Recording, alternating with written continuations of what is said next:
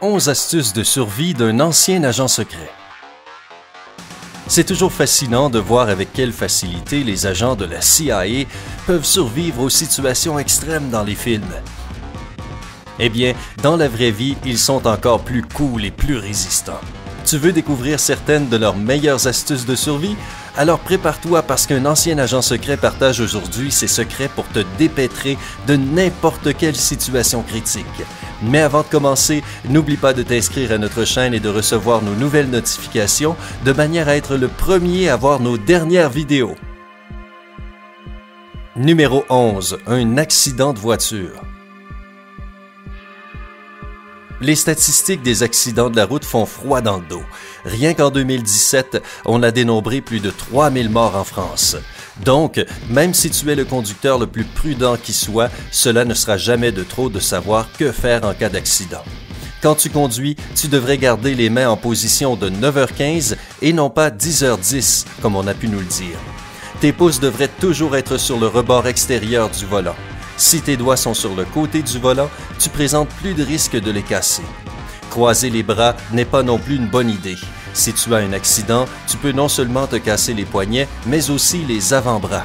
Si tu es un passager arrière, mets les bras à l'arrière de ta tête, appuie ton front contre le siège devant toi et garde les genoux pliés à 90 degrés. Cette position minimisera les chances de blessure. Numéro 10. Une attaque de chien. Malheureusement, les attaques de chiens sont assez courantes ces jours-ci.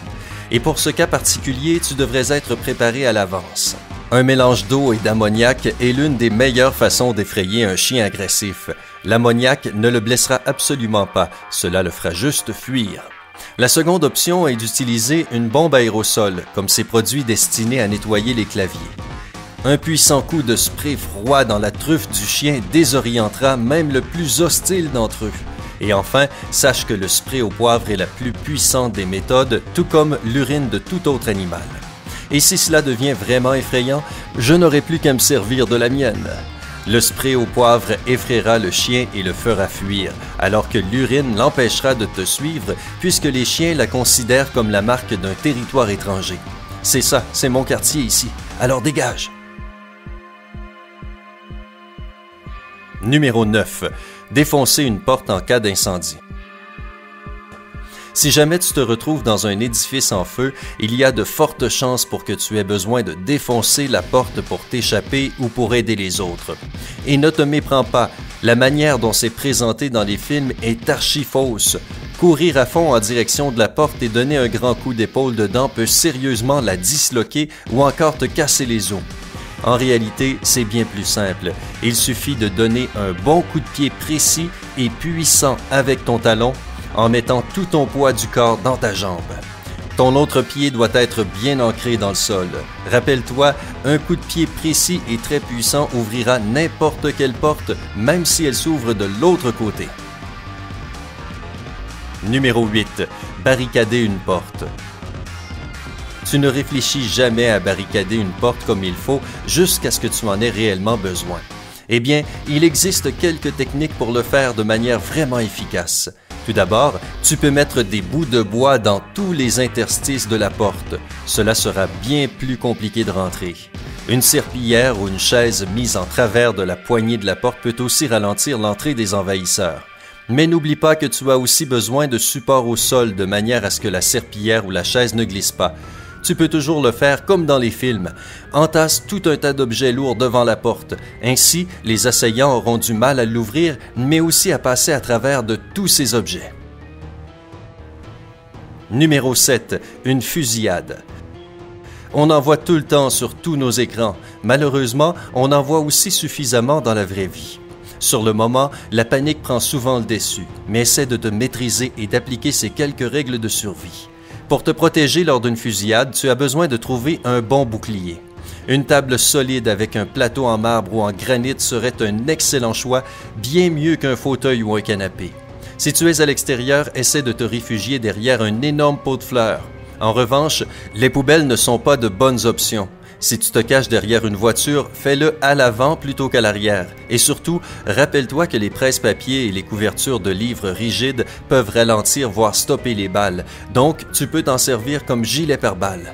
Moi, si j'avais le choix, je me planquerais derrière un tank. Numéro 6. Sous la menace d'une arme. Si on pointe une arme sur toi, il est évident qu'il faut être extrêmement prudent afin de réduire les risques d'être sérieusement blessé ou pire. Mais si tu décides d'agir en héros, la seule tactique est de désarmer le malfaiteur. Si quelqu'un pointe son arme dans ton dos et t'ordonne de marcher droit devant toi, lève les bras et ralentis de manière à toujours sentir l'arme contre ton dos. Puis, tourne-toi rapidement, baisse un bras de manière à coincer l'arme sous ton aisselle et serre-toi de l'autre pour désarmer l'attaquant. Tout cela devrait bien sûr se passer très rapidement, de manière décidée et précise, sinon cela pourrait vraiment mal se terminer. Alors réfléchis à 2 fois avant d'utiliser cette tactique. Numéro 5. Une explosion. Si un engin explosif puissant est sur le point de s'enclencher, tu devrais agir rapidement et de manière millimétrée. Trouver un abri est le plus important. Et c'est encore mieux de trouver un refuge fait de matériaux naturels comme des briques ou des barrières de bois. S'il n'y a vraiment rien derrière quoi se cacher, allonge-toi sur le ventre, face contre terre. Croise les jambes, ouvre la bouche et couvre-toi les oreilles avec tes mains. Tout cela t'aidera à ne pas être sérieusement touché par le souffle et les ondes de son qui autrement pourraient atteindre tes organes sensoriels. Numéro 4. Être enfermé dans le coffre d'une voiture. Oula, ce n'est vraiment pas ton jour, on dirait, hein? Très souvent dans les films, les kidnappeurs enferment leurs victimes dans le coffre de la voiture pour les transporter ailleurs. Malheureusement, cela arrive aussi dans la vraie vie. Alors comment t'en sortir? La plupart des nouveaux modèles de voitures ont un bouton d'urgence placé à l'intérieur du coffre. Tout ce qu'il te reste à faire, c'est le trouver et la porte de la malle s'ouvrira. Si la voiture est un vieux modèle, tu peux toujours essayer d'ouvrir la serrure du coffre. Autre option, essayer de t'échapper grâce au siège pliable arrière. Et enfin, essaie de déboîter les feux arrière depuis l'intérieur et appelle au secours. Tu augmenteras ainsi tes chances d'être repéré par les autres automobilistes. Numéro 3. Si tes mains et tes pieds sont liés ensemble. Dans cette situation, on se demande même s'il est possible de pouvoir s'échapper. Mais pas de panique, c'est possible et ce n'est pas si difficile. Tout d'abord, tu dois libérer tes jambes. Pour ce faire, mets-toi debout et pointe tes orteils vers l'extérieur comme si tu voulais faire un Y avec tes pieds. Puis, saute et à l'atterrissage, déploie tes genoux aussi vite que tu le peux. Cela déchirera instantanément le ruban adhésif. Maintenant, passons aux bras. Si tes poings sont liés dans le dos, tu dois les ramener devant toi. Une fois que c'est fait, serre-les fort l'un contre l'autre, puis sépare-les d'un coup sec. Voilà, libre comme un oiseau.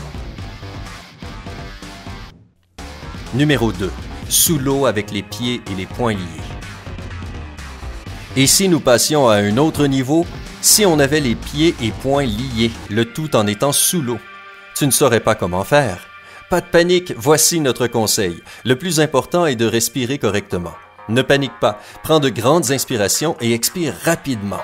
Si l'eau n'est pas trop profonde, essaie de sautiller pour atteindre le rivage. Si tu nages sur le ventre, avance en pliant les genoux, en les tendant quand tu ramènes tes jambes vers l'arrière et en gardant le dos arqué pour garder la tête hors de l'eau. S'il s'agit d'eau vive, roule sur le dos de temps en temps pour reprendre ton souffle et faire une mini-pause tout en continuant d'avancer vers le rivage. Numéro 1. Faire un refuge dans la neige épaisse. Tout le monde a vu le film The Revenant avec Leonardo DiCaprio. Son personnage doit survivre à des aventures incroyables et le froid était l'une d'entre elles. Alors que faire si tu es en pleine randonnée et que soudainement une tempête de neige s'abat sur toi et qu'il n'y a aucun abri en vue? Eh bien, si la neige au sol est vraiment épaisse et que tu vois des arbres au feuillage épais aux alentours, tu as trouvé l'endroit idéal pour attendre que passe la tempête et pour te réchauffer un peu. Trouve l'arbre le plus touffu qui soit avec des branches qui pendent vers le sol. Creuse un trou dans la neige le long du tronc. Plus le trou sera profond, mieux ce sera. Puis, fais des briques de neige, aussi denses que tu le peux. Dispose quelques branches par terre afin de te faire un endroit pour dormir.